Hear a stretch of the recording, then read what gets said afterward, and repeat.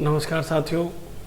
कल हमने शब्द शक्ति के बारे में शब्द के जो प्रकार हैं, वाचक, लक्षण और व्यंग्यक, उसके बारे में पढ़ा था। उसके बाद उनसे बनने वाले जो अर्थ होते हैं, शब्द के जो अर्थ होते हैं, उनके बारे में पढ़ा था। वाचक से वाच्यार्थ, लक्षण से लक्ष्यार्थ, व्यंजक से व्यंग्यार्थ, इस प्रकार से। और फिर मैंने आपको एक सारणी बना के बताई थी कि सबसे पहले वाचक होता है, वाचक से वाच्यार्थ होता है, वाच्यार्थ से अभिधा शब्द शक्ति बनती है। तो आज हम लोग शब्द शक्ति के प्रकार और एक सरल परिभाषा भी शब्द शक्ति की पुनः सीखेंगे।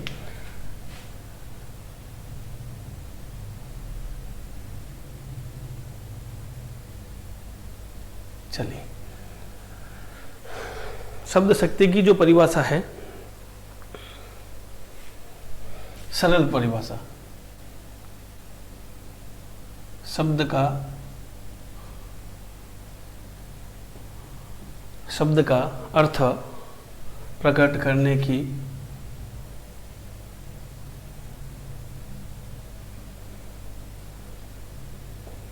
की शक्ति,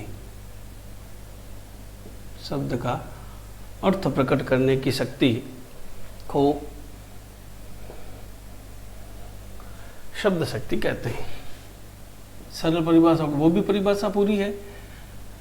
कोशिश करते हैं कि ऐसी परिभाषा हो जो एकदम सरल हो, सबको समझ में आ जाए, शब्द शक्ति कहते हैं। चलिए, अब इनके आधार पर इसके भेद बताए गए हैं। भेद कितने हैं? शब्द शक्ति के 3 भेद बताए हैं। सबसे पहले अभिधा, नंबर 2 लक्षणा और नंबर 3 व्यंजना शब्द शक्ति। व्यंजना शब्द शक्ति, 3 भेद इसके बताए गए। अब इसमें क्या होता है? शब्द की वह शक्ति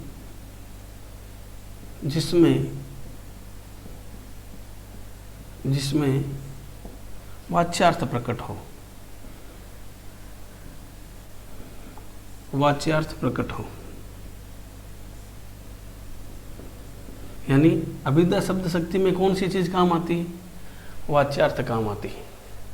इससे सरल, अब मैंने वाच्यार्थ का अर्थ आपको बताया था, जिसमें सामान्य अर्थ लिया जाता है। यानी ऐसा कोई भी वाक्य आ जाए जिसको पढ़ने पर हमें उसका सामान्य अर्थ ही नजर आए, तो वहां अभिधा शब्द शक्ति का ही उत्तर लिखना है। अब यहां क्या हो गया?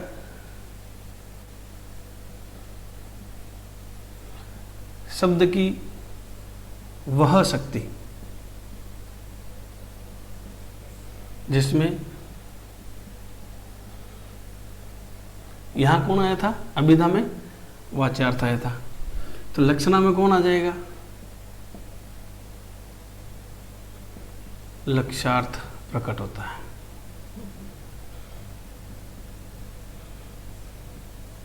कौन प्रकट हो?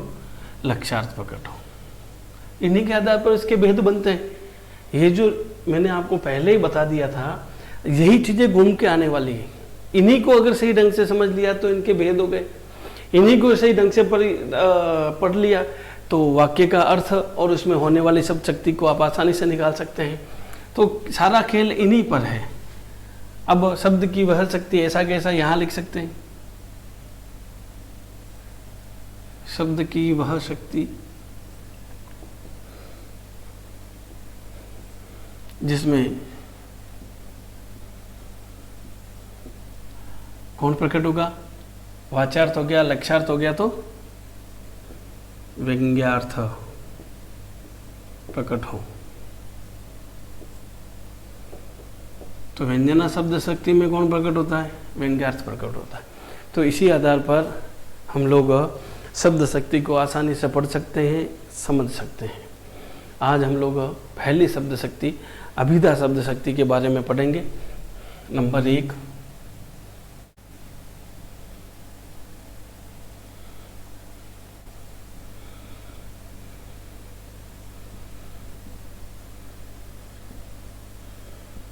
अभिधा शब्द शक्ति।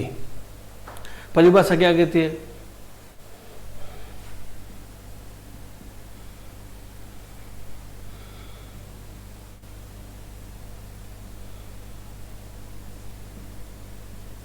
जिस वाक्य में शब्द का सामान्य अर्थ या फिर वही शब्द आ गया वाच्यार्थ प्रकट होता है,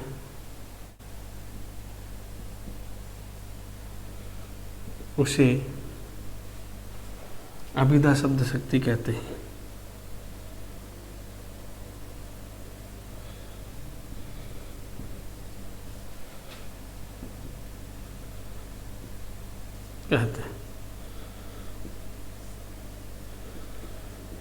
इतनी सी चीज आप लोगों को ध्यान में रखनी है।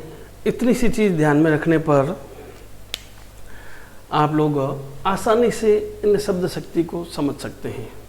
कैसे? मान लीजिए लिखा हुआ है घोड़ा तेज दौड़ता है। अब आपसे पूछा जाए कि इस वाक्य में किस शब्द शक्ति का प्रयोग हुआ है, तब आप लोग क्या सोचेंगे कि वास्तव में घोड़ा है, एक जानवर है जिसकी दौड़ने की गति कैसी है? तेज है। यानी इसको देखते ही आप इसका सामान्य अर्थ लेना शुरू कर देंगे। जब आप किसी शब्द का सामान्य अर्थ निकालते हैं और वाक्य में भी उसका सामान्य अर्थ ही प्रकट होता है, तो वहाँ अभिधा शब्द शक्ति हो जाएगी। थोड़ा सा रूप बदलता हूँ।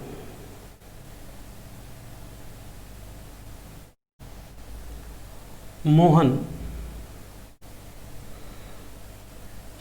घोड़े की तरह दौड़ता है।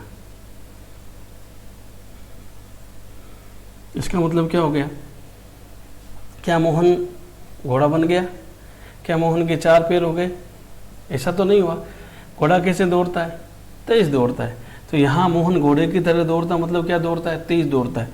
तो यहाँ जो अर्थ लिया गया, यहाँ तेज से लिया गया, घोड़े जानवर से, यानी अर्थ बदल गया। तो जहाँ अर्थ सामान्य अर्थ नहीं रह जाता है, जब सामान्य अर्थ नहीं रह जाता है, एक कदम आगे बढ़ जाते हैं तो दूसरे शब्द शक्ति में चले जाते हैं। लेकिन जब सामान्य अर्थ ही लिया जाता है तो सामान्य अर्थ में सदैव किसका प्रयोग होता है? अभिधा शब्द शक्ति का प्रयोग होता है। चलिए दूसरा वाक्य लिखते हैं।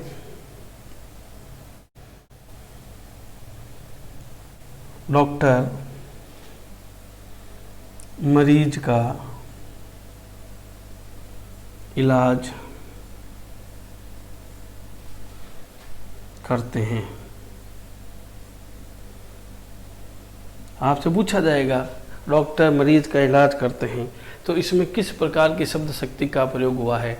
तो आप लोग, मरीज का इलाज कौन करता है? डॉक्टर ही तो करता है। सामान्य अर्थ ही निकाला गया। जब किसी वाक्य में सामान्य अर्थ निकाला जाता है तो वहाँ अभिधा शब्द शक्ति का प्रयोग होता है। शेष जो शब्द शक्तियाँ हैं वह हम लोग आगे वाले कालांश में पूरी करेंगे। आप लोग इसका स्क्रीनशॉट लीजिए, कॉपी में लिखिए और हमारे चैनल को ज़्यादा से ज़्यादा शेयर कीजिए, सब्सक्राइब कीजिए। धन्यवाद। जय हिंद।